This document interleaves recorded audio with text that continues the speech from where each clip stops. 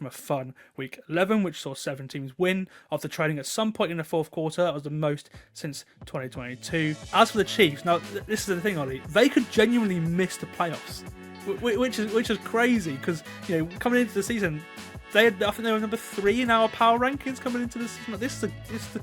And they, if you look at most metrics, this is a good team because this offense is not built to win games in December and January. The Chiefs pass the ball more than most teams in the league. They're right up there in terms of pass run split. They have absolutely no run game.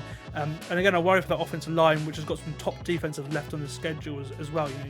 I don't think you can panic with a team that are as good as the Lions. I think there's alarm bells, 100%. There's a lot of alarm bells going on with them now because the one thing that you could stamp your hat on about those Lions was just their doggedness, their reliableness, their ability to just do whatever they wanted. They could just bully any team in the trenches. They are not doing that right now. Hello, everyone. Cecil Martin here. Hey, this is Hunter Henry. What's up, man? This is Max Crosby, part of Raider Nation. Hey, this is Ross Tucker, former NFL offensive lineman. Hey, it's Tyler Lockett of the Seattle Seahawks. Hey, this is Jared Goff, wide receiver for the Denver Broncos, and you're listening to the 14-Yard NFL Podcast.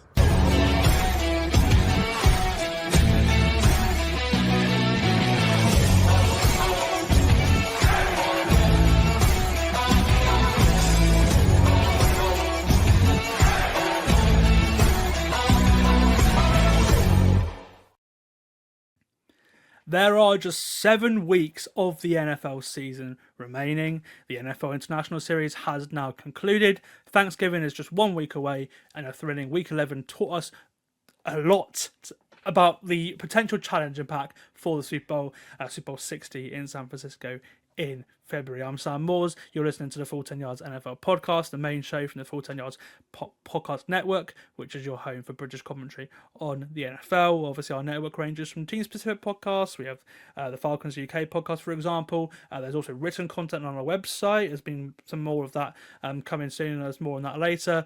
And then this, our weekly deep dive on everything happening across the league. If you enjoy the show, please make sure to subscribe on your preferred platform and leave us a review as well. It really does help us reach more NFL fans, both in the UK and across the pond, and pretty much everywhere worldwide now with the state of the NFL International Series.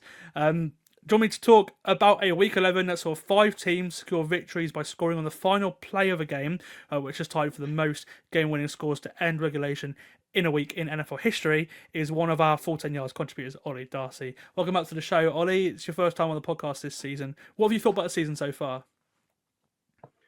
It's been such a bizarre season in the fact that any given Sunday, quite literally, is just the epitome of this season. I don't think there's been a season where so many teams expected to win have lost, and I've absolutely loved it. So we've got Thanksgiving. We've got Thanksgiving in a couple of weeks' time, which is just going to be absolutely sublime. And yeah, just roll on. Yeah, it's one of those where you truly anyone can beat anyone, and it's it's a throwback seeing so many of these teams that haven't been good for so long winning games, and Denver for example, and then it's also shown that elite quarterbacks aren't just everything in this league currently, and we'll talk about a little bit more about that later on, but really it's very much more of a team game this season. We'll also be looking ahead to Week 12, which begins on Thursday night when the Bills head to Houston to face the Texans. That game should be really interesting. No CJ Stroud in that game, and then Ollie and I will then end the podcast by predicting every Week 12 game against the spread. I'll also update you on how my 5 DFS stars got on in Fantasy Game Day's Week 11 Sunday Stars competition, and we'll let you know how you can find out our picks for Week 12 later in the podcast. If you're new to the app, you can get a free £7.50 bet when you sign up using the code FULL10. That's FULL10. New users will get £7.50 in free bets added to their account after they deposit and enter their first lineup on the app. Just make sure to use the code FULL10 when you sign up. And as always, please remember to gamble responsibly, and only if you're 18 or over and based in the UK or Northern Ireland. Right, Let's start the podcast by going through some of the major talking points from a fun Week 11, which saw 7 teams win after trading at some point in the fourth quarter. That was the most since 2022. One of those 7 teams was the Denver Broncos, who moved into first place in the AFC playoff picture with a comeback win over Kansas City. With the win, the Broncos also extended their lead in the AFC West to a 1.5 game lead on the Chargers and a 3.5 game lead over the Chiefs. With 8 minutes to go in the fourth quarter, it looked like Andy Reid's Chiefs were the most likely to win this game. Travis Kelce had just gone in for a 21-yard touchdown, breaking out of a Talanoa Hufanga tackle and running down the middle of the Broncos defense to take a 19-16 lead before Harrison Butker's extra point attempt to make it a 4-point lead. But Butker's kick was actually blocked by Broncos special teamer Frank Crum to keep it a 3-point game. But an intentional grounding penalty on Bo Nix caused the Broncos to go 3 and out, and then at that point you're thinking, oh, the Chiefs are going to go on and win this game. We've seen this Patrick Mahomes so many times, 3 and out after already with the lead, a chance to take it to a 2-score lead. History tells you in that scenario the Chiefs, Patrick Mahomes, Andy Reid would go and win that game. But the Broncos produced a 3 and out of their own, and they tied the game with a 54-yard Will Lutz field goal with 4 minutes and 10 seconds left in regulation. So it was all back on Patrick Mahomes. Can he go and lead a game-winning drive to in a must-win game for the Chiefs? He had 2 incomplete passes intended for Travis Kelce. One of which was, again, a nice break-up by Talanoa Hufanga, who had a brilliant game in this one. That set up a 3rd down and 10 instantly for the Chiefs offense, where Vance Joseph dialed up another corner blitz, which saw an unblocked Jaquan McMillan bring down Mahomes for another Chiefs are 3 and out. They planted with 3:10 left in the game, and they never saw the ball again as Bo Nix executed yet another game-winning drive. He pulled up one of the most clutch plays of the season, you could say, finding Cortland Sutton for a 20-yard gain on 3rd and 15 to put the Broncos in field goal range. And 371 days after seeing a game-winning field goal blocked against the Chiefs to hand them what would have been their first loss of the season last year, Lutz secured a walk-off field goal to put the Broncos at 9-2 on the season. Denver and Knicks in particular as well, they've had plenty of doubters in recent weeks. They've had a pretty easy schedule, one of the easiest in the NFL.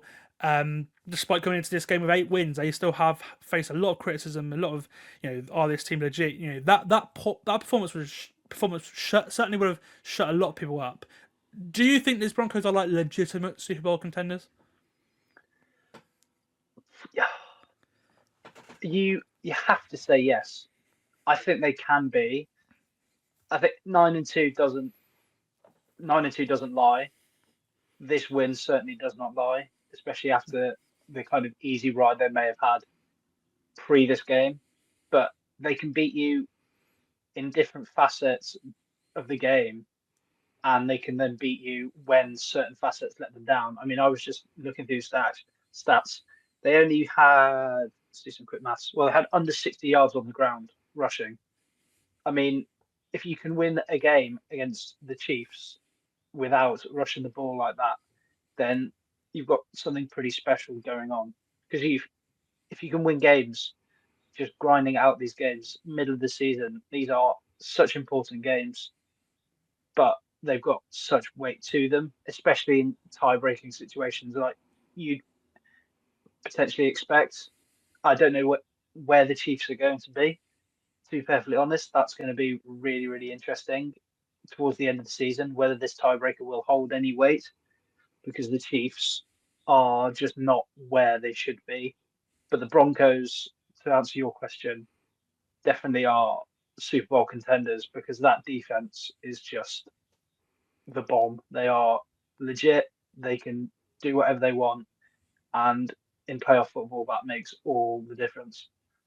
Yeah, I completely agree with you. I think that defense led by Vance Joseph, of course, head coach of the Broncos not too long ago, comes back to the same organisation as defensive coordinator. Again, it takes some balls that, and that move's paid off. He's probably going to get another head coaching job after this season. This defense is really immense. They're right out there with Houston and the Rams. I think there's probably the 3 best defenses in the NFL in my opinion. Maybe Seattle up there as well as a 4th. And they lead the NFL with 49 sacks this season. It's the most by a team in the first 11 weeks of the season since 1989. So this is a historic level level this defense is playing at. And the AFC this year is completely different as well. You know, as I mentioned earlier in the podcast, we're seeing a shift now where it's not all about elite quarterbacks. I like Bo Nix. I think he's solid enough to win titles with his talented roster, because he can produce those plays in crucial moments. Like he has been inaccurate a lot of this season. You know, the Broncos have hardly pushed the ball down the field until the fourth quarter. But in the fourth quarter, this team comes alive, and it really is an absolutely fascinating watch. Now, again, they've beaten the Eagles, they've beaten the Chiefs. This team. This is a legit team, and again, both those games were fourth quarter comebacks as well. So yeah, there's certainly the resume that Denver are putting out right now, heading into the playoffs, it's one of the best in the league. Certainly.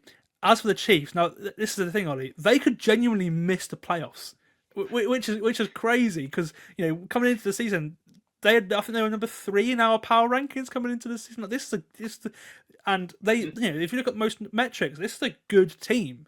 But they are 0-4 in one-score games, which is the complete opposite of last season. I had a feeling they'd just have a slow start to the season. When in the preview podcast and a prediction podcast before the season, I said that I think they'd be in and around 500 heading into their bye, and then they'd go on a little run after that. Well, they were 5-4 heading into their bye, so I was kind of right there, and I thought they'd go on to win the division because the schedule is pretty easy coming up. Well, it is easy, but I didn't see them at third place in the AFC West, and there are a lot of teams in the Chiefs right now are not in the playoffs. As if they started today, surely the division has to be out of sight now as well. So 3.5 games back on Denver like that. That's gonna be tough. And Christmas Day, like are they going to win 3 more games in Denver heading into that Christmas Day game to go and then win it? Denver could have 15 wins by then, looking at their schedule. So it's 40 wins then. But it's fascinating. They're probably gonna have to settle for their first wildcard berth in 10 years after winning the last 9 titles. And again, even that's not a given. They're gonna have to work for that, because this offense is not built to win games in December and January. The Chiefs pass the ball more than most teams in the league. They're right up there in terms of pass run split. They have absolutely no run game. And again, I worry for that offensive line, which has got some top defensive left on the schedule as well. Even if they do go on a run from here, the Chiefs, they've lost to 3 teams that currently occupy the wildcard spots, the Bills, the Chargers, and the Jags. They've lost to all 3 of those teams. And taking nothing away from Vance Joseph's defense, I think, again, it was probably more of his plan than the Chiefs looking bad. But to see an Andy Reid coached team look like that coming out of a bye is a concern, because that's normally their domain. They are a game and a half back on the 7 seed Jacksonville Jaguars right now, the Chiefs. They're 2.5 games back on the Chargers currently, and again they're a couple of games back on the Bills, who have beaten the Chiefs already this season as well. They're 2-4 in the AFC right now as well. They've still got to play the Colts, the Texans, the Broncos, and the Chargers again. Those are 4 tough games. It's going to be tough for Kansas City, and all those 4 teams are ahead of them in the playoff picture. But what I would say is those 4 games are ahead. So, and the 3 games on the road are pretty easy, or they're playing dodgy defenses in the Cowboys' case. It in the back of my mind, maybe I'm overreacting. I'm saying, oh yeah, they probably will get in, especially those 4 games being at Arrowhead. They're going to lock in now, go on a run. But if they drop one of those games, they're going to have 6 losses. Or if they have to win at least 3 of those 4 massive games at Arrowhead to get in the playoffs, because 10-7 probably won't get you in the AFC playoffs the way it's looking. Let's not forget Seattle were 10-7 last year and missed the playoffs in the NFC. I think and again, they've lost all these games in conference. Like, tell me I'm not being crazy here. I think the problem we're both having is that we're writing the Chiefs off here, and that's the most dangerous thing you can do with a team like this. I mean, who's to say that they're going to run the table and then 6th, 7th seed potentially? Then whatever happens in the playoffs happens in the playoffs. I mean, their schedule is you've got to go to Indiana next. So I mean, that's going to be... Is that Arrowhead? Is that Arrowhead? Is that Arrowhead? Yeah, Oh, okay. yeah. That's Their three away games are, well, I think it's the Raiders, Titans, and Cowboys, and then they got basically those 4 games: the Broncos, Chargers, and then Colts and Texans. They're all at Arrowhead. So yeah, but they so can't afford to lose one probably. Like no, they can only can't. They afford- can't yeah. afford to lose any. Their home schedule is probably how they'd want it. I think they'd like to welcome the Colts, the Texans, the Broncos into Arrowhead because they'll believe they can win all those games and try and silence the Texans defense, the Broncos defense. They can try and cause some carnage to that Colts offense. That Colts offense is playing lights out at the moment, but can the Chiefs stifle them up? I don't know. The Chiefs, I was digging into the EPA, and they are just in that perfect central spot, and that's what their record shows. They're just there at the moment. They haven't got anything that usually would just spark them into life. You'd think, oh, Travis Kelce's going to turn up and have a 150-yard game. He's not doing that. He hasn't been his best season in years, but he's having to do that because the rest of the offense is struggling. No, he's not. And then he would always have someone like Tyreek Hill potentially. And I know it's been a few years since that, but the Chiefs have missed that. And I know they have won without Tyreek Hill, but they have always missed that. They've always relied on their defense a little bit more. And that needs to step Steve up as well. Spagnuolo, He played well at the weekend, played well, but he's had a couple dodgy games. Steve Spagnuolo has been superb for years and years and years, but it's just starting to slip a little bit. I mean, they haven't given up many, but these are the games where you have to play your A game, especially against teams like the Broncos and the Texans. If your defense isn't playing well, you're then going to struggle because, I mean, the Texans in a few weeks' time, that'll be the real showing of how good this team is. I think the good teams beat the Texans because their offense just is not doing it at the moment. So I think a couple of weeks' time, that's going to be their big game. And before that, they've got a really interesting 10-day stretch now because they've got the Colts coming into Arrowhead on Sunday, and then they've got to go Thursday night. They're playing the Cowboys on Thanksgiving on Thursday night, so that's a quick turnaround. So if you lose that game against the Colts, you're then scrambling and going to a team that can score the hell out of you in Dallas. Like, again, it's not a given they're going to beat Dallas either because Dallas can just outscore you. So these next 10 days are going to be massive for the Chiefs. You've got to win at least one of those games, probably both of them. If they lose one of those two games, I think if they lose to the Colts, I think they're going to be in big trouble because, as you said, that turnaround is going to be tricky.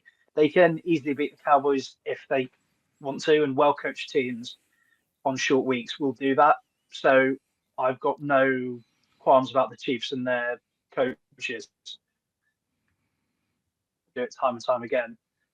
But the Cowboys and Brian Schottenheimer, I've been surprised by him as a head coach the most. I thought they would absolutely bomb the Cowboys. They've been really good, especially on offense, with Schottenheimer. So on a short week, if you lose to the Colts and then you lay an egg against the Cowboys, that's pretty much the season over.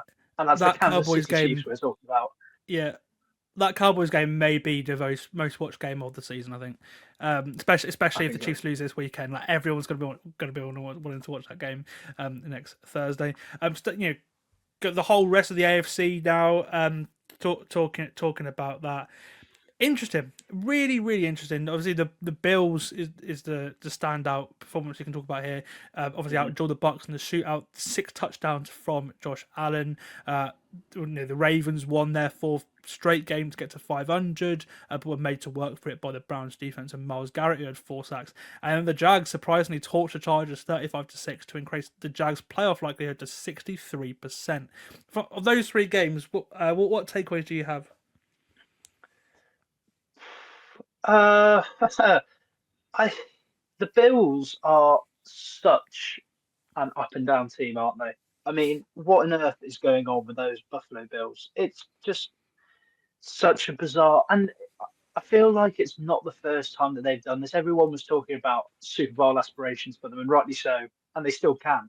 I mean, I think Sunday proved that they still can do that. But the up and downs that they have from dropping 44 points on the Bucs and Todd Bowles' defense, who has been very good this season, to then their loss to Miami for the first time in however many years, which 7 games. made you very, very happy. Yeah, man, I love that. That's great.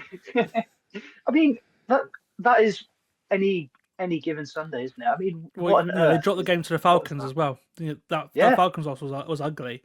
The Patriots loss. The offense has come unstuck. When you can stop the run, when you can stop James Cook, Buffalo are really vulnerable because they don't have that pass game, especially after losing Dalton Kincaid as well. That is a real concern for the Bills. Now the pass rush has been great. The back end of their defense has not been great. They are very. I think they are very much like a 10-60 team. This Bills team, but then we'll see. But they've got the things you need to win in the playoffs. They've got a pass rush. They've got Josh Allen, and they've got that run game with James Cook. So even if they don't go through Buffalo, in their final playoff campaign in that stadium, I think they'll. I wouldn't be surprised to see them in the championship game, but I think they're going to have to work for it. Certainly. As for the other games, I also the Bills' offense needed that performance as well because again they shot up a lot of people coming off the Dolphins. The other games, like the Ravens' offensive line really worries me, but the defense is getting a lot better for the Ravens, and now they're a game back. They're going to walk this division. they're going to walk this division, which is at 1-5. You're thinking that it might be tough, but they're going to walk this division now. I think, especially if Rodgers maybe missing a few games. I'd say their defense isn't as hot as maybe Baltimore. They're up to this just like golden standard of defense, aren't they? And no, it is a poor Ravens defense, but it's a good Ravens offense. So it's very different. It's like it's going to be what they do in the playoffs. The problem is, you know that the Ravens have that tendency in the playoffs to implode anyway, and they've done it with their defense in the first few weeks anyway. They're starting to get on it, and they can be really dangerous. They've got those names, but is another self-implosion on its way? I'm not sure. I mean, division games are always trap games, ugly games. Browns Ravens always is. But I agree. And then the Jags, I sat watching Red Zone on Sunday, and I just saw them tot up those points on Sunday evening, and I was like, "What is going on over in LA?" Because it's something those Chargers should be a load better than what they have done. And I know they've been ravaged by a few injuries, but another team that have just bounced up and down so much this season are the Chargers, I think. Yeah, talking about maybe the Chiefs finding their way back in it, I think the Chargers are the team I worry about there. Maybe they are the team that drops out for the Chiefs. Like, yes, it's quite common. A West Coast team does a long trip east, plays 10 a.m. body clock time, in Jacksonville, and play like that. It's common. We've not seen the Chargers do it under Jim Harbaugh, but it is common. A lot of these teams from the West Coast that come over, and it's probably the longest away trip of their season. Or at least one of them. If they're going they're going in the northeast, and then maybe it's a bit further. But I worry about the Chargers, especially the injuries. Like, that is a real concern. They're getting run over, and again, Trayvon Walker and Josh Hines-Allen were beating up tackles number 4 and 5 for the Chargers. I think they might be the team that dropped out. And then going back to the Ravens just to finish with the AFC. I feel like I think they could beat anyone. I feel like they can lose to anyone. But again, they've got the tools you need to succeed, and I probably would pick them to in a spot against the Patriots or in a spot against the Broncos. I probably would pick Lamar Jackson. And maybe they avoid the Bills and the Chiefs completely, which again might be the way that the Ravens finally get that Super Bowl with Lamar. We'll see. But again, the AFC is completely wide open, and it's going to be tasty getting into the playoffs. In the NFC, there were also 2 potential playoff games, like preview games, as the 7-2 Rams faced the 7-2 Seahawks before the 7-2 Eagles hosted the 6-3 Lions on Sunday Night Football. In the earlier of the 2 games, the Rams and the Seahawks defenses put on a show, shutting down 2 of the best offenses we've seen through the first 10 weeks of the season. The difference in that game ended up being turnovers, with Sam Darnold's 4 interceptions costing Seattle's first place lead in the NFC West. But despite heavily disrupting Sam Darnold's rhythm like they did against Minnesota in the playoffs last year, the Rams probably feel like they got away with one because Seattle's defense kept them in the game and had a chance to go and sneak a win when Jason Myers lined up to take a 61-yard field goal as time expired. Of course, it was quite far right, that field goal, so the Rams did hold on to win. But yeah, weird game that, wasn't it? It's just a classic division, 2 high quality defenses. No one wants to lose. Just one of those scrappy games that the NFL brings out and everyone loves to watch it. You think coming into a game like that in the middle of the season, you're going to get a bit of a shootout. But I think the Rams have Sam Darnold's number at the moment, which is going to be a little bit worrying for the Seahawks. I think they've looked sublime against everybody else they've played against throughout the majority of the season. But that's got to be a little bit of a worry if there's a blueprint out there for Sam Darnold to then shut down, really. And it was, as you said, last year in Minnesota, he did the exact same thing in the playoffs. This year, it's coming up again. And that's the worry you have when someone that's leading you like that isn't showing progression. He's got time to turn it around. I think he can, because I think he's showed so much more upside than any one of us thought. Last year, he just surprised the whole league with that run with Minnesota. I'm very thankful that Minnesota then decided to go with JJ McCarthy because he's looked just as good with the Seahawks. And so what they can do now is going to be so interesting to see. Can he make that step and find his way through these interceptions and big moments? Because that is what's going to hold him and Seattle back. Because the Rams, they are dangerous. They are not going to let you drop anything. They're not going to let you get away with anything, and they will punish you. And that's probably why they're the best team in the league. I mean, the Rams probably should be 9-1 because remember they beat the hell out of the Eagles and then Jalen Carter blocked that field goal. So realistically, this Rams team should be the clear number 1 seed in the NFC.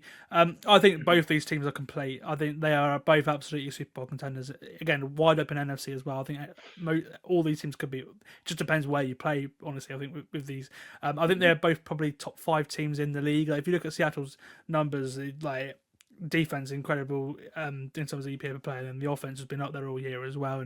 And yeah, it's an interesting one because despite thinking both are Super Bowl contenders, I do have questions coming out of this game for both teams, which is interesting.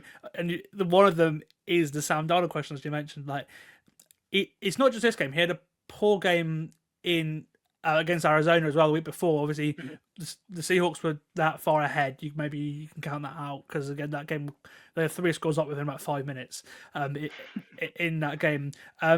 But again, there were some wild throws in that game, and those 2 games conveniently are the 2 games that he's held onto the ball the longest. He's been so good at getting the ball out, and making decisive decisions so far this year. It's it was getting the ball out a career best time of 2.62 seconds on average. In the last 2 games, it's been back to where it's been for most of his career, around the 3-second mark. So that's a big chunk of time. So he just held them to the ball for too long, the last 2 games, as he did against the Lions in Week 18 in the Sunday Night Football Division Decider, and against the Rams the next week. Those 2 games are very, very eerily similar to the 2 games that he's put on tape the last 2 weeks. So that is a concern for me. We might see more of that Darnold because like I always thought last year his numbers were quite misleading. Like he was good last year, don't get me wrong, but he got quite lucky turnover wise. He was holding on to the ball for ages, as I said last year, and then the Detroit and the Rams exploited that in the playoffs. Whereas this year he has been genuinely good. Like he's been much better this year than he was last year. Like so it's a concern there as to what we'll see. But again, we saw in the Jets, but just hold on to the ball for too long. So hope he's shown so far this year that the coaching can help him, and so I'm less concerned about Sam Darnold actually going into the playoffs this year than I was last year, which is crazy. But depending on how long he was holding on to the ball. Yeah, it's an interesting one. Maybe it was just a fluke, but based on what we've seen earlier in the season, I kind of think it might not be, because it's the first time he's properly done that. Is certainly his best ever season, and again, last season was quite good as well. And as for the Rams, it sounds like their star defensive back Quentin Lake will miss the rest of the regular season. He's their do-it-all guy. He's kind of like their Carl Hamilton. He was in my mid-season All-Pro team. He's having an incredible season. He went down with an elbow injury on Sunday and could be a big miss. Now there is hope that Rappaport reported today, there is hope that he will be back for the playoffs potentially. And again, getting him back for the playoffs would be great. But yeah, the Rams defense, without him, I'm interested to see how it copes. Obviously, that defensive line is really good. So if you're going to lose a player, you probably want to lose a player in the secondary. But he does add an impact. These Rams were briefly on top of the NFC after their win, but that was short-lived as the Eagles retained first place in the NFC playoff picture with a win over the Lions on Sunday Night Football. For the second straight week, Vic Fangio's defense put on a show in a primetime game, making Jared Goff as uncomfortable as he's looked in a very, very long time. He was pressured 15 times, completed just 37.8% of his passes in this game, looking more and more affected by the Eagles defense. So much so that in the last 20 minutes of the game, he completed just 2 of his 18 pass attempts. Detroit actually put up some numbers offensively in this game. They outgained the Eagles. Jameer Gibbs was awesome. He contributed to 146 of their 317 yards. But the Lions just couldn't sustain drives. They came up short on each of their 5 fourth down attempts. There was a fake punt in there as well. And they only succeeded on 3 of their 13 third down tries. So when it mattered, the Eagles defense, Vic Fangio, Jalen Phillips had a great game for the second week in a row.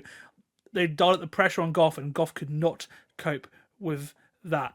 There was a line that really stuck with me when reading a piece on The Athletic on Monday. It read that the offense remains a work in progress on the Eagles, but if Philly's defense plays like this the rest of the way, a repeat is absolutely on the table. What do you think of that? I think there's a piece of laundry down there. Might need to pick it up. It's a bit of a dodgy call. No, I mean, they got away with one there, but their defense was on the money all day. I mean, last week, Monday Night Football, they were on the money. Sunday Night Football, they were on it again.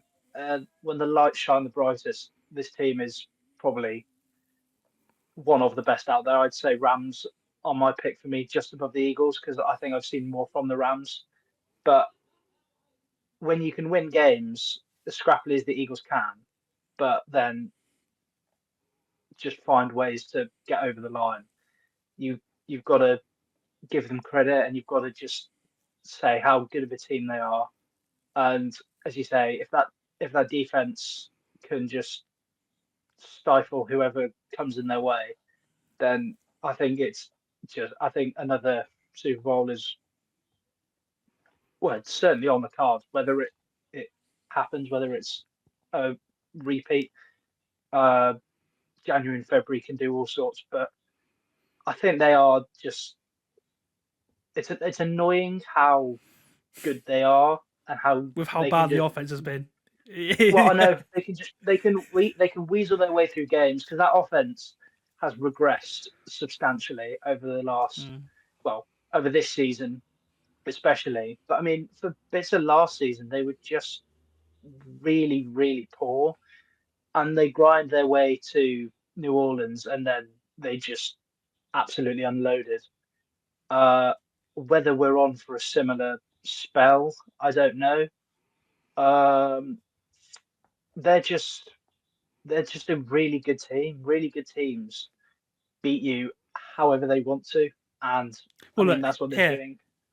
Yeah, they're already the number one team in the NFC. Obviously, thanks to that Jalen Carter block against the Rams. Their schedule gets easier from here as well, which is scary about this Eagles team. Obviously, they are going to be missing Lane Johnson for the next 4 to 6 weeks, which is obviously a huge miss on the offensive line. And the offensive line has also not played to the level it did the last couple of years anyway.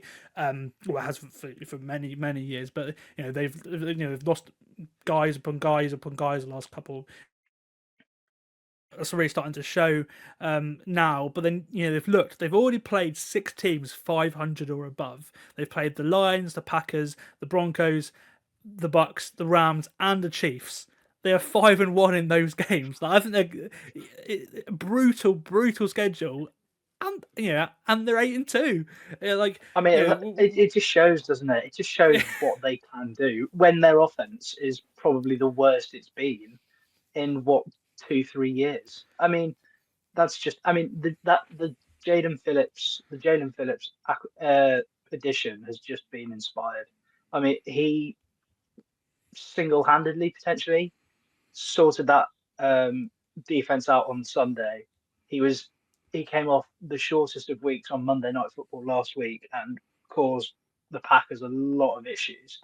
So if that's what Super Bowl teams do. That Eagles front office has just been sublime in what they've done.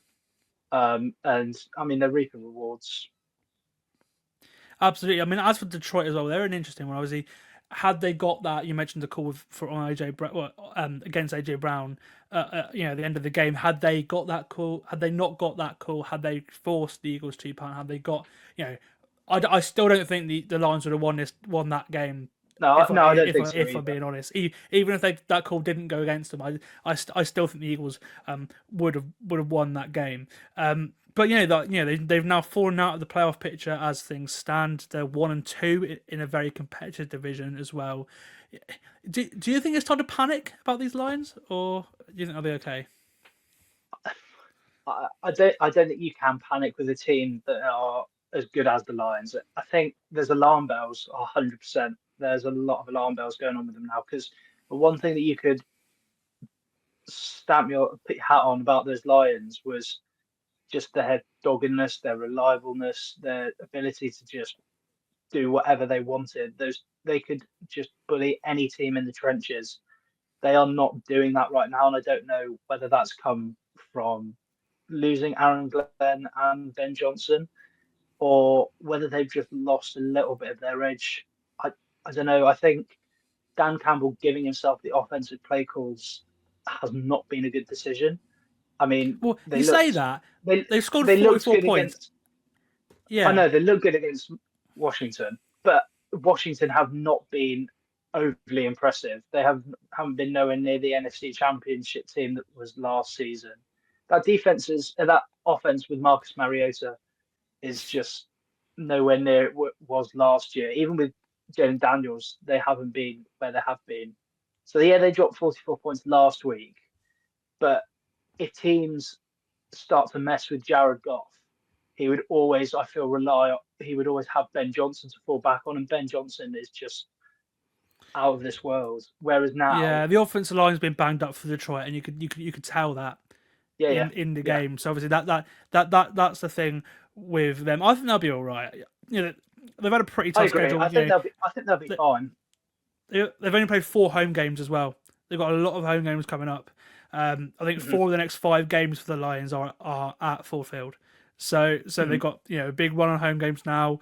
The most important thing is they're playing well on both sides of the ball. They're going to top 5 in a lot of metrics, top 5 to 10 in most metrics on both sides of the ball, which hasn't always been the case in the Dan Campbell era as well. This team's playing some good football, and again they know how to win games as well, which getting into the playoffs is going to come up trumps. And this defense probably maybe the best it's ever been under Campbell. So hats off to Kevin Shepherd there for carrying on what was already a strong year last year under Aaron Glenn. And then the offense is still top 5, top 10 in the league in the vast majority of categories.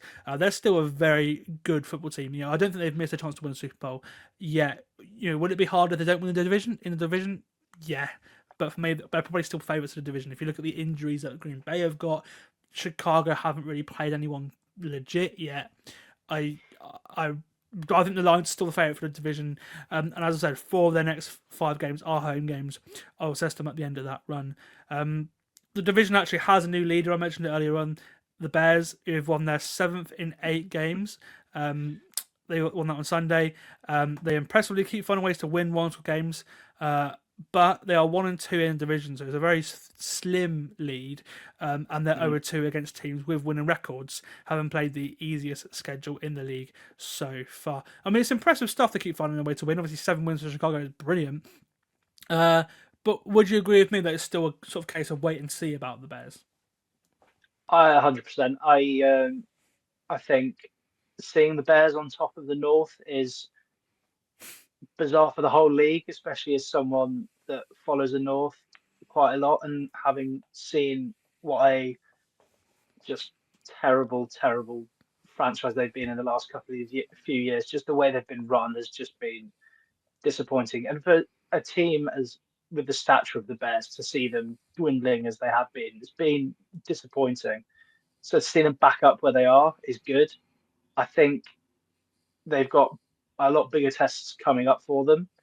But what they've now got is some sort of identity and a bit of coaching.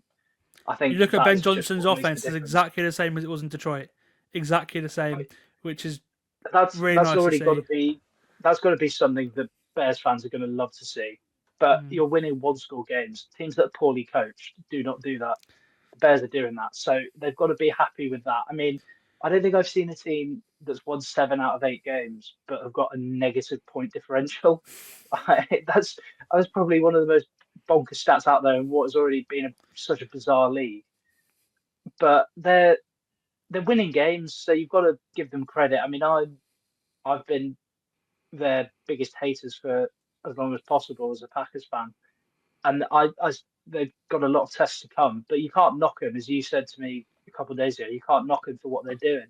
They've got a lot to come up now. They've got Lions again. They've got to play the Packers twice, and anything can happen in those division games. But 1-2 in the division, 0-2 against teams with winning records, they'll be the major red flags that Bears fans and NFL fans will be looking at and saying, yeah, they've got a lot to show. I mean, 7-3 sitting at the top of the NFC North, who many people would say is the toughest division in football. You've got to give them a lot of credit for that. Yeah, absolutely. Yeah, hats off to Dennis Allen as well. His defense has been really hard the last couple of weeks, as well. And you mentioned that obviously you'll play Packers twice. As you said, you've already lost the Lions once. You've also got to play the Niners, the Eagles, and the Steelers as well. So carry this on in some of those games, and yeah, they're legit. But we'll wait and see there. And then finally in the NFC, Bryce Young pulled off yet another fourth quarter comeback. Carolina overcame a 14-point deficit to defeat Atlanta 30-27 in overtime. Young recorded a franchise record 448 passing yards and 3 touchdowns. This sets up a really interesting scenario now in the NFC South, because the Panthers, who have won 5 of their last 7 games to get to 6-5 on the season, they're now just half a game behind the Tampa Bay Buccaneers, who had that great start to the season, and they still have to play Tampa Bay twice.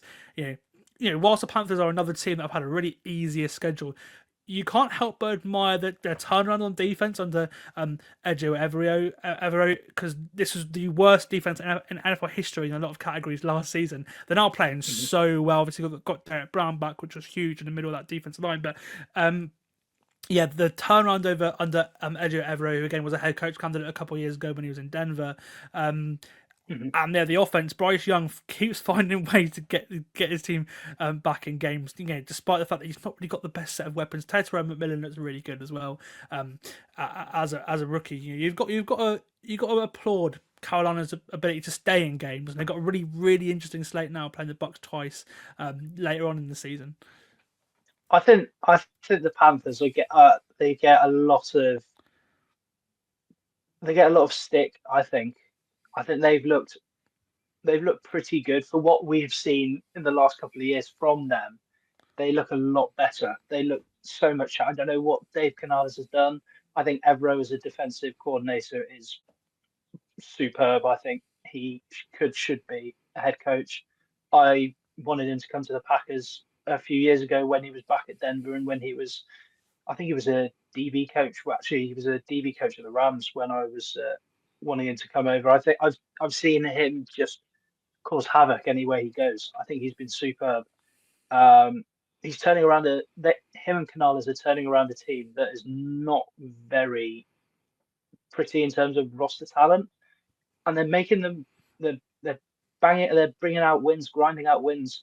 Their offensive line has just been such a tormented issue for them, but they can then turn up and play really well. I mean, you look at the run game as well. Like Rico Dowdle is like top 5 in rushing yards, which is just crazy. Dallas just let him walk in the off season, and now he's up there. Already at over 800 yards. Like that's got to just open up so many avenues for them, because they were just trying so much with Juba Hubbard, and it wasn't going anywhere really. Now Dowdle's come in and just sparked their team, and I think that's just opened up so many pathways for them. So they've got a formula now. It's these identities that make some teams just impossible to break down. Hello? Like the Eagles. Yeah. Hello? Oh yeah. Yeah, sorry, you went away for a second. But I heard everything you said, so it's fine. Yeah. It's all about identities. And the Panthers have got one, and it's a really gritty, potentially really ugly way to play football. But they're doing it, and they're over 500. Yeah, as for the Falcons from this game, coming into it, you're probably thinking, I can't get any worse. But Sunday for them was a disaster. They've already got halfway into sort of derailing their season. In recent weeks, they lost 4 in a row since handing it to the Bills. But with the division they're in, and they're only being a couple of games back on the Bucs and the Panthers, you're thinking, and the weapons they have on offense, you're thinking maybe the Falcons can turn around the last couple of weeks. They played really hard, probably should have won against the Colts in Germany, lost that game in overtime. And then, like I said, Sunday was a disaster. They lost Michael Penix for the season, for already his 5th season-ending injury, including college, of course, and 3rd ACL injury at the age of just 25. So they're now 3-8. They lost 5 in a row. They've got Kirk Cousins at quarterback for the rest of the season, who's been one of the worst quarterbacks in the league the last 2 years he's played for Atlanta. Really, it can get a lot worse. You're thinking, it can't get a lot worse. It can, Mick McCarthy style, because the Rams have the Falcons' first round pick, which is pretty much set to be at least a top 10, if not the top 5. So they can't, they don't have a first round draft hit, and their injury prone quarterback has had another serious injury.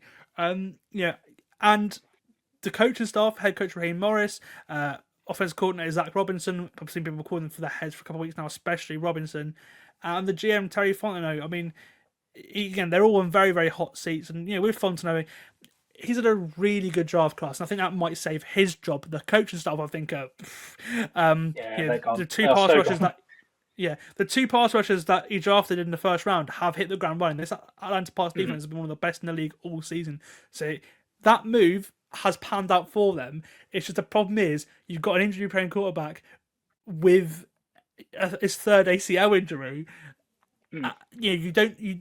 Luckily it's just a partial ACL tear for Penix, so it's not a full-blown one. But maybe you got, but with obviously his age as well. Like obviously he's on a rookie contract, but he's going to be 26 next season, already in his 3rd year. They have very little capital to do anything for a while now, and if you have whiffed at quarterback, after that trade with the Rams to come and get James Pierce Jr., maybe that is a worry for Atlanta as well. Obviously the moves have worked out, so on their defense is the best it's been for a long, long time. But I think it's going to be a lot of change at Atlanta. Obviously, I don't think Penix will move, but he's a concern going forward now with this injury after all his other ones he had in college, isn't he? Oh, I mean, if you're having this many knee injuries this early into your career, I mean, it's devastating for him, because he was starting to come good a little bit. There was bits and pieces that were looking really nice for the Falcons for him, and then it's just exploded in this way they've just come crashing back down to earth. It feels like quite spectacularly. And their roster is really talented offensively, defensively. Caden Ellis is just an unbelievable football player. And they're 3-7, 3-8. It's just when you've got that talent, you're kind of thinking, oh, what can you do? I mean, they've got to make changes at the coaching staff. That's their problem, number one. And then they've got lack of draft capital and Penix's injury. I mean, there's a lot to juggle with that Falcons team. They've got talent that they could potentially move around if they really needed to get these picks. If they worry about Penix, I think they could give Penix one more year.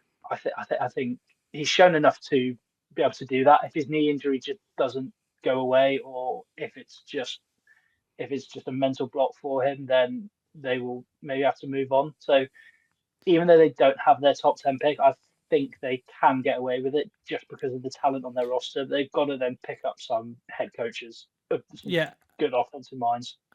And if they do give Penix another year as well, if that doesn't work out, after next year, you can get rid of Kirk Cousins' horrible contract as well. So obviously we'll see what happens in 27. They might be terrible in 27, but 26, and it's all about 27, I think, for the Falcons. Definitely. Certainly. Yeah, and then I mean, it's a tough one. I think of an organisation that's disappointed with the talent they've had for far too long, I would want to clean house. But with Fontenot, the GM, I mean, if you look at it, he's found 4 defensive starters in this draft. If he does lose his job, he's got to feel quite hard done by again, because he's got these 2 young passers rushers, of course, James Pierce Jr. and Jalen Walker. You've got Billy Bowman in there, and you've got Watts as well as safety. You've got 4 guys on that defense, all rookies, and they're playing so well. So certainly an interesting thing to watch the rest of the season.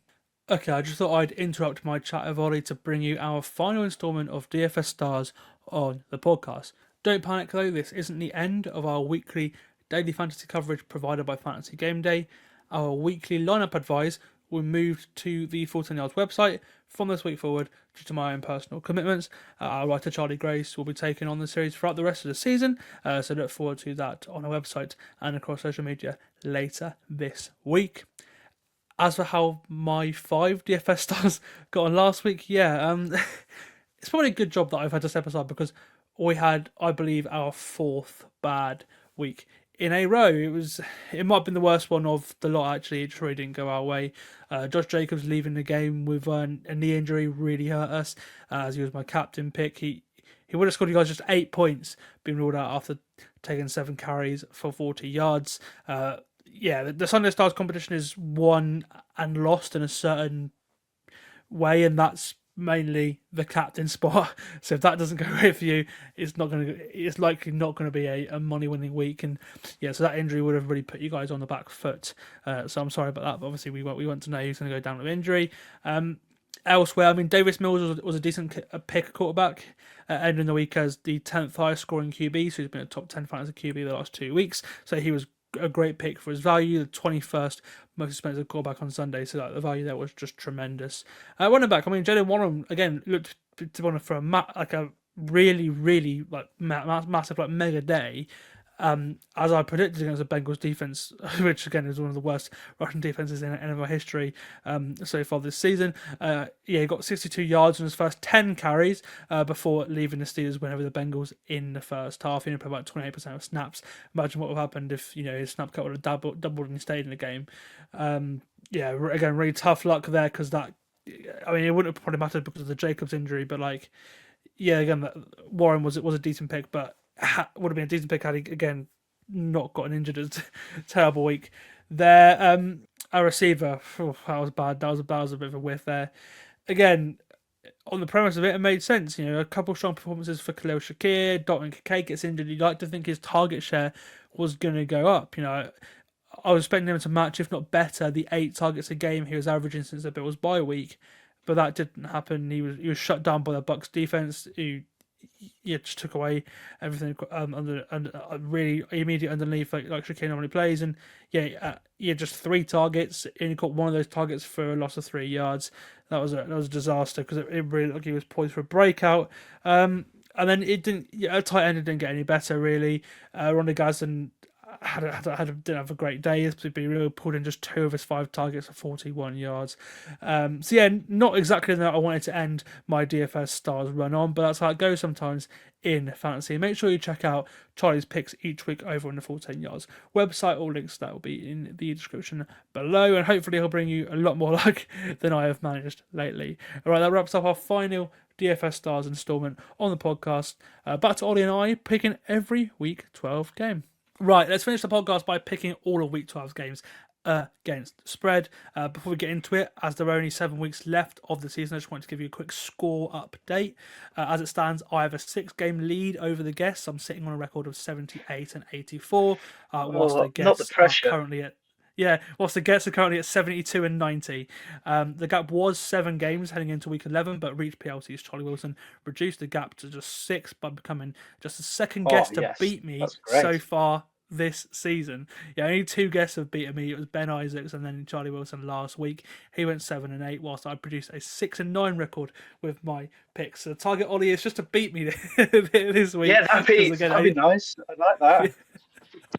As only 2 people have done it. At least it's not 11 games. It's 6, which is nice. It's doable, Yeah, it is doable. Right, we'll start with Thursday Night Football. The Houston Texans host the Buffalo Bills. It'll be Davis Mills starting the 3rd straight game for the Texans. C.J. Stroud is still in concussion protocol. Because of that, the Bills are 6.5-point favourites going into Houston for this game. 6.5. I mean, will the Bills win by a touchdown away from home? Probably want to say yes, but again, the Texans defense are going to make this tough, aren't they? Oh yeah. I mean, that Texas defense is. I mean, we've spoken about the Rams and we've spoken about the Broncos defense. That Texas defense is leading the way in EPA, and they are just lights out. I mean, D'Amico Ryans is just sublime. So, a touchdown is pretty high. The Bills are then coming off 44 points, aren't they? So, I mean, that's probably one of the toughest picks we'll have all week. I'm going to give it to the Texans, though, if it's the spread. I think the Bills win, but I think I'm giving it to the Texans because I think they could just make it close with anyone. Yeah, I agree with you, especially on a Thursday night as well. Thursday night games are particularly low scoring. They're also particularly either close or blowouts. Now, I can't see the Texans getting blown out with that defense. So, I'm going to go for a close game. Let's go for Houston within 6, and Buffalo probably win by a field goal. I reckon. I think I agree with you there. Right, let's go on to the 6 p.m. slate. Now we'll start with the Ravens, the Baltimore Ravens, obviously hoping to get above 500 for the first time this season. They are 13.5-point favourites over the New York Jets. Obviously, just the 2 touchdown spread. It'll be Tyler Taylor starting for the Jets. Justin Fields has been benched in the last couple of days. Not really surprised. I think it would have happened earlier had Taylor not been injured the last couple of weeks. I mean, Aaron going trying everything now just to see what they've got in the future. The Ravens 13.5 points. I mean, they are a much better team than the Jets, but that is quite a big spread, isn't it? I never like 2 touchdown spreads because it's such a trap. The Jets have just, I mean, they've cleaned house and they've needed to, and fair play. They've done what they've needed to draft capital wise now. And they've had scrappy games, but no, I think this is, as you say, the Ravens have started to look a little bit better offensively, especially, and defensively. They're starting to turn up. So I'm going to give it to the Ravens, I think. Me too. I think obviously the Jets have lost their best run defender in Derrick Henry's really starting to cook now as well. And they I feel like they're starting to give them the ball more as well, which they should have been doing earlier in the season. Give me Baltimore here as well, minus 13.5. Okay, we'll go over to the main game on Sky this week. This game is actually live from Chicago. They're doing the game on Sky this week. The Bears host the 6-4 Steelers. We don't know who's playing at quarterback for the Steelers yet. Rodgers' arm is better than thought. He could play this week. It sounds 50-50 as a minute. Either way, the Bears are favourites, are 4.5-point favourites in this game. Again, one of the toughest opponents the Bears have played all season. They are 4.5-point favourites in this game. 4.5 is pretty high. Is that Vegas thinking that Rodgers is playing or not playing? Because I'd imagine not. If obviously Rodgers against the Bears as well, like that's what I'm thinking. I mean, he knows that franchise inside out, and if he's playing, he's not gonna want to give anything away. Is he leaning towards playing? Rodgers? Well, obviously it is. So I don't know. We'll obviously it's only Wednesday. We'll be practicing pretty much as we speak. So we literally don't know. I know it's been a really. It's a really. Yeah. I think he's going to be. I think he'll roll his way out there. I feel like he just doesn't want to not play at Soldier Field. So even if he's got to be drugged up to the eyeballs, which he enjoys, I think the Steelers are going to do it. I think spread and win. So give me the Steelers. I'll go the other way. Then I'll go Chicago. Let's see what happens. Again, if it's Mason Rudolph, I think it's a tough environment for him to play. Yeah, as I said, the Bears' defense are cooking right now, and Pittsburgh struggle to tackle guys in the open field. The Bears' offense is all about getting people open, and it's not jump balls or anything. As Ben Johnson was talking about this week, he tries to scheme guys open. I think that is a bit of a concern for Pittsburgh defensively as well. So give me Chicago here. I'll go the other way. Sticking in the AFC North, we'll go to Cincinnati now. The Bengals host the 9-2 New England Patriots. The Patriots are 8.5-point favourites in this game, going to Cincinnati. So it's a huge favourite on the road. A big part of the reason why they're favored by that many points is, of course, Jamar Chase is suspended in this game after spitting on Jalen Ramsey, and then obviously the fight which got Jalen Ramsey ejected in the game last week. Yeah, New England. I mean, with Jamar Chase, maybe you could have made this one tasty, but it's going to be a lot harder for them to even come within that 8.5 points without Jamar Chase, isn't it? I think so. I think the Patriots offense has been such a revelation. I mean, Mike Vrabel's always been on the defense toughness Tennessee when he was there, and the Patriots have done that. But offensively, Drake May has just been a star. It's just been really impressive. Bengals defense is what we all expected. It's just languishing right down at the bottom in pretty much everything. I think Patriots for both spread and game. Yeah, absolutely. I think the Bengals are going to have their work cut out. Yeah. Well, look, put it this way: you have New England are one of the best teams rushing the football. We've seen breakout from Travion Henderson the last couple of weeks. Obviously, it's 3 touchdowns in the Thursday night game. Last week, of course, New England have got 10 days to prepare for this game as well. I haven't played on Thursday night last week. And yeah, the Bengals are one of the worst rushing defenses in NFL history. So yeah, give me New England here. I think we're seeing a lot of Travion Henderson again. Yeah, give me New England here to cover that 8.5 point spread. Okay, we'll go over to Detroit now. The Lions are 11.5 point favourites over the New York Giants. We don't know who's starting at quarterback for the Giants. We won't know until later on in the week because of how complicated the concussion protocol is, especially for someone like Jackson Dart who's already had one so far this season. It's very much a day-to-day thing. Could be James Dart, could be Jackson Dart, could be James Winston. I mean, it's in Detroit. Detroit are 11.5 point favourites in this game. Do you think it'll be a bounce back game for Detroit?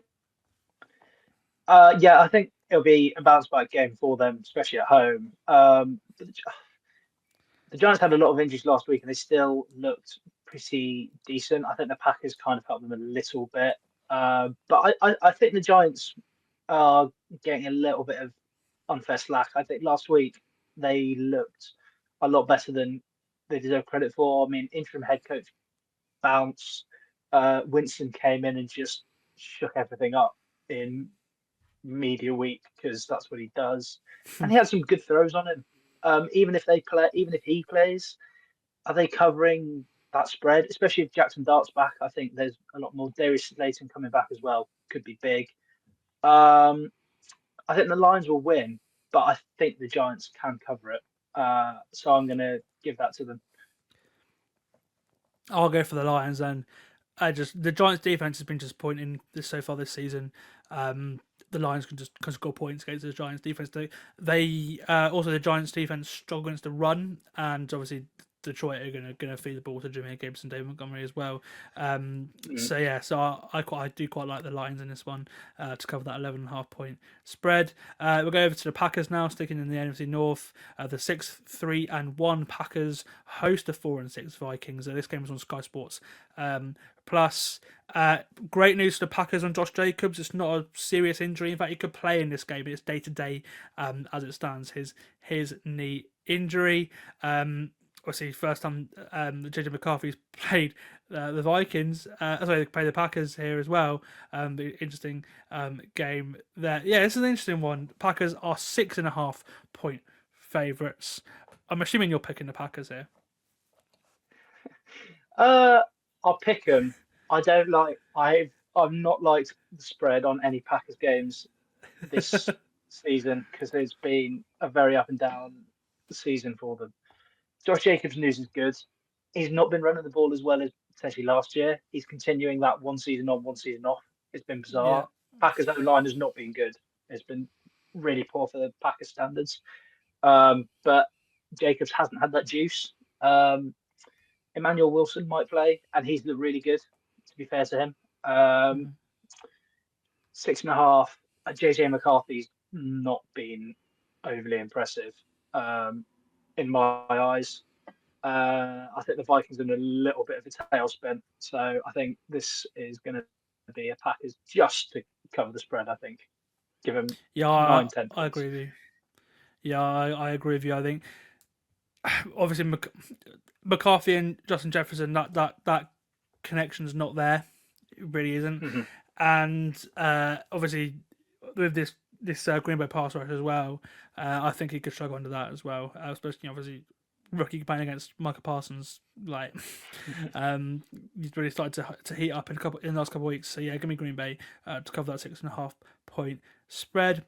All right, we go over to Kansas City now. The Chiefs must-win game over the 8-2 Indianapolis Colts.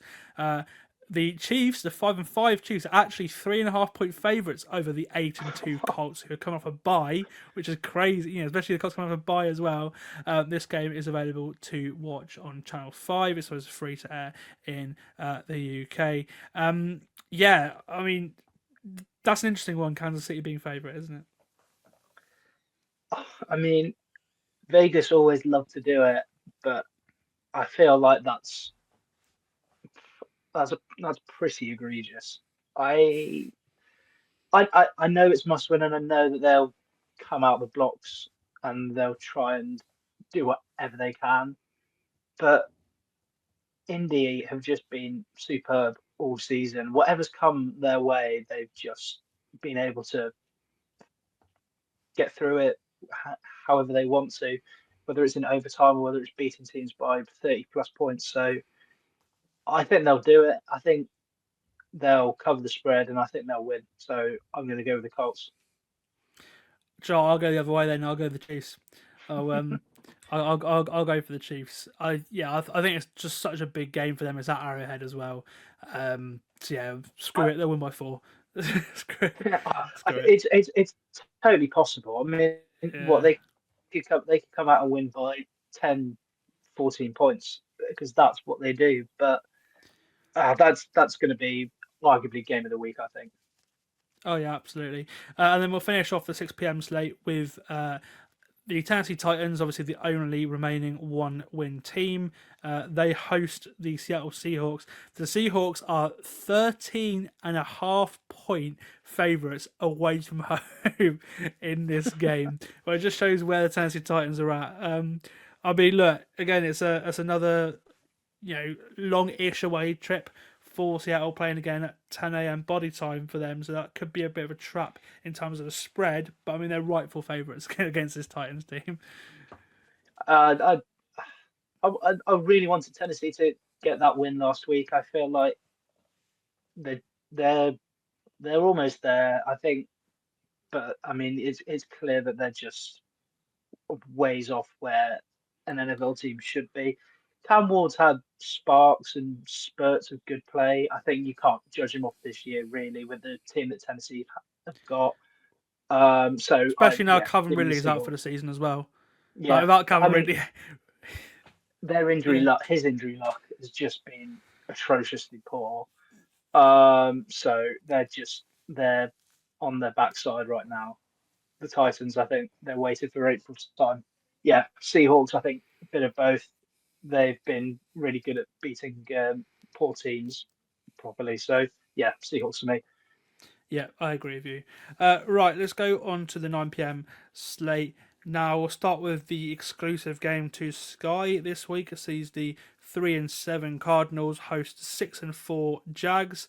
The Jags are 2.5-point favourites in this one. Of course, Jacoby Brissett again for the Cardinals, and yeah, I mean the Jags are coming off a big win where they run the hell out of the out of the Chargers. So it should be an interesting one to see what the Jags are going to put on tape this week, because they're one of those teams where you really don't know.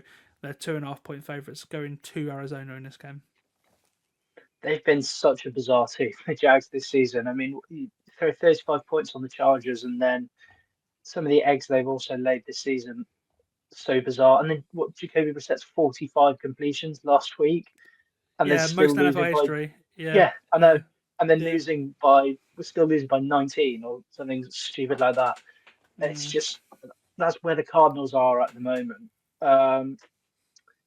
I think it's all about what Jags team are going to come up. The Cardinals have got the coaching's good. They fight hard. So no, I think I'd give both the spread and the game to the Jags. I think if it was 4 or 5 points, maybe give it to the Cardinals. But I think they could win by a field goal, the Jags. So yeah, give them that. Yeah, the Cardinals are just too banged up offensively. The thing to watch is Trey McBride. He's probably going to have a massive game because the Jags have really struggled to cover tight ends. So that's the thing to watch there. But yeah, no, the Cardinals are just too banged up, and yeah, I'm going to pick the Jags, but I'm not confident on that one. But I think it just because I've always the Jags are just, you don't know what we're going to see week to week. But screw it, I'll go with them. Okay, the battle of the two, of many of the 2 and 8 teams. 2 of them play this week: the Raiders and the Browns. The Raiders are 3.5-point favourites. The Browns have announced they will start Shador Sanders in this game. Will get his first NFL start after coming in for Dylan Gabriel last week after Gabriel entered the concussion protocol. He is still in the concussion protocol, and he is unsure when he'll be out of it. So yeah, they've given Shador Sanders a start. He'll get the reps with the first team for the first ever time. Kevin Stefanski has announced. Obviously, he didn't take any first team reps leading into the season. So yeah, it'd be part of the reason why he looked horrendously terrible last week. Yeah, obviously new quarterback bounce for the Browns maybe, but you know, obviously having to go all the way to Vegas, you can see why the Raiders are favourite in this game, can't you? You can see why, but I don't think I'm on board with what Vegas is saying, the betting side of Vegas, because I think the football side of Vegas has been pretty atrocious. Yeah. I mean, Ashton Genty's looked decent at times, but he's just had absolutely nothing to run into. They didn't give him the ball Monday night. He had 2 carries in the Well, first half. It's fucking dumb. and It's then Cowboys as well. It's like it's just some mind-boggling football from them. And then Geno Smith is just regressing far too quickly for. It's not nice to see because he had some really nice moments with the Seahawks, but I think the fact that the Raiders are favourites is a bit ridiculous in my eyes, because the Browns defense is still very, very good, and they're just going to shut the Raiders up very easily. So give me the Browns both ways. yeah, I'm going for Cleveland as well. I just think that defense is the best of the 4 units. So I think that'll get them the win, as you're saying. All right, we'll go over to the NFC East now. All NFC East tie. This game is the main game on Sky. It's also available on DAZN. It's available on 5 Action as well. It sees the 4-5-1 Dallas Cowboys host the 8-2 Philadelphia Eagles. The Eagles are only 2.5-point favorites in this game, which is interesting. Which is going to Dallas, but yeah, no, win this game and the Eagles have pretty much become the first team to go back to back in the NFC East. I think since 2001. Which is crazy. Obviously, That's there's like been a no mental repeat winner. stat. Yeah, no repeat winner for so long. It's been a different team every year until this year, where obviously the Eagles are running away with this division, especially if they beat Dallas. The Eagles are 2.5-point favorites going to Jerry World. Oh, that's an interesting spread. I mean, this Cowboys offense has been so interesting to watch. So what they do against Philly will be really interesting. If Philly can't shut them down, then I think that raises a lot of question marks for the Eagles. But then they've been able to do that against every other team so far this season. So, and then if there was one game for the Eagles offense to just come alive, it would be at Jerry World against this Cowboys defense. They're improving a little bit. I mean, getting Overshown back is going to be pretty big, and he's going to get healthier. But you just can't write the Eagles off. So give it to the Eagles spread wise as well. Yeah, absolutely agree with you. I think it'd be a competitive game, but I just think the Eagles are just a better team. And again, Dallas against a tough defense worries me as well. So give me Philadelphia here. And then the final game in the late window sees a 2-8 Saints host the 3-7 Falcons. Of course, it'd be Kirk Cousins in this game for Atlanta. No Drake London as well. He'll miss his game with a PCL sprain. So the Saints not being favoured. I think it's the second time the Saints have been favoured all season. They are 1.5-point favourites over the Falcons because of that. They're also coming off a bye as well in New Orleans, and heading into the bye, obviously they had that shock win over the Panthers, where Tyler Shock actually looked quite good. So the Saints are probably rightful favourites, but 1.5 points is a pick 'em, so it could go either way. Yeah, it could. I mean, I think I'd go with the Saints purely off the back of Kirk Cousins looking absolutely atrocious in the last few years. He might come out and play some football that we saw in Minnesota, because that is what Kirk Cousins has done all his career. He's just had sparks of brilliance. I don't think he will. I think it's going to be a really nice game for the Saints to pick up a division win. So yeah, Saints. Yeah, Saints at home off a bye. I agree with you. I think that's a nice little spot for them, as you say. And then Sunday Night Football. This will be a really good game. The 8-2 Rams host the 6-4 Bucs. Obviously, the Bucs needing a win to stay in front in the NFC South, and needing to win. Obviously, they've lost. I think they've lost three of the last 4 or 5 games, which is a concern for Tampa Bay. The Rams are on a roll, and they're 6.5-point favourites at home here. 6.5 is. They're at home though, and I mean that offense has just been sublime. Defensively, they've been superb as well. I think the Bucs are in a little bit of a rut right now, as you say. I think Devontae Adams has just been such a revelation for the Rams on the offensive side, because they needed that extra guy on the outside, and someone like Adams was just the perfect fit. I think the Rams will cover. So yeah, Rams both ways to just cement their place. Yeah, I agree. Oh, do I? It's tough. I just think they're the best. I think they're probably the best team in the league. So I'm gonna pick them to win by a touchdown.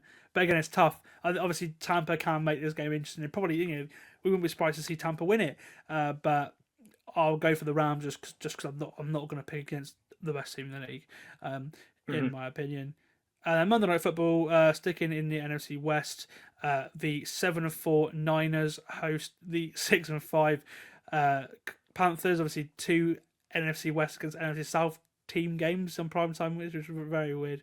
Again, the Niners, they're obviously already they're a couple of games back on the division, but the Niners win this game again. They're getting closer to a playoff place now. The Panthers could obviously win this game, put pressure on Tampa Bay, if not lead the division. If the Bucs lose to the Rams, the Niners are 7.5 point favourites in this game. I like what Carolina are doing, but the 49ers have just started to get their players back. They're starting to get a little bit. They're starting to find their way into the season now, and they could be really dangerous for whoever comes up against them. I'm interested to see how Brock Purdy does over the next few weeks, because I think Mac Jones at times has been really good. I think Brock Purdy he played really well last week, really well. Yeah. He's definitely still there's. It's the Niners for me, spread wise, game wise. So yeah, Niners. Yeah, I mean George Kittle's looking brilliant better and better week on week for them. Obviously we're getting Ricky Pearsall back, huge. Still got Brandon Ayuk to come back as well later on in the season if he's potentially obviously been kind of quiet there, but that shouldn't be too long. And yeah, Brock's playing really well. I'm gonna go for San Francisco, but just feel like they're going to get out to a big lead, and it's going to be, or at least a lead that's going to be tough for the Panthers to come back on in a primetime game. Obviously, they've not really had a big spot like this either. So, and the pressure's on them. So yeah, give me the Niners to get the job done and cover the 7.5 point spread. And then the 4 teams on the bye are the Broncos, the Chargers, the Dolphins, and the Commanders. So yeah, it's the last week with byes for a week. Next week there's no byes because it's Thanksgiving, so all 32 teams will play next week, which will be really interesting when picking these games next week. Right, that's going to do it for today's episode. I just want to say a big thank you to you, Ollie, for joining me this evening. It's great to have you back on the pod, mate. Do you want to let listeners know where they can find some of your work? I on my Twitter, which is seen right there, X as you call it, Olly Darcy Journo. I've got, I think, is my website still up on there? Haven't been on there in a while, so it might be there. I'm working on the F1 site GP blog as well, if we've got any F1 fans in there as well. But absolutely love being back on here, and hope for a couple more in the future. So thank you, Sam. Yeah, absolutely, mate. If you've enjoyed today's show, please consider leaving us a quick rating or review on Spotify or Apple Podcasts if you're listening to the show. It really helps more NFL fans discover the pod here in the UK and beyond. And if you're watching on YouTube, don't forget to like the video, subscribe if you haven't already, and hit the notification bell so you don't miss any of our coverage coming up soon. I'll be back next week looking ahead to the Thanksgiving games and to predict a Week 13 slate that, as I mentioned, will feature all 32 teams for the first time since Week 4. Enjoy your Sunday, and I'll see you again next week. Bye for now.